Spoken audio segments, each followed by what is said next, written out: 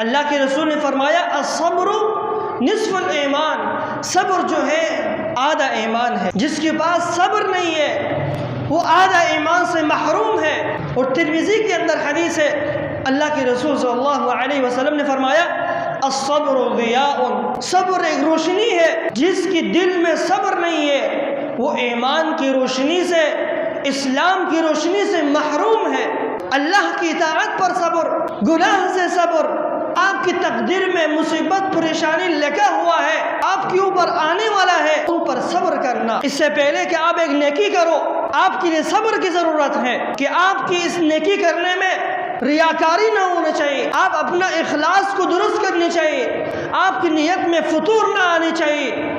یہ ہے صبر کا ایک مرحلہ ہے۔ تو معلوم ہوا کہ صبر کے بغیر نہ انسان اللہ کی اطاعت میں کامیاب، نہ گناہ سے بچنے میں کامیاب،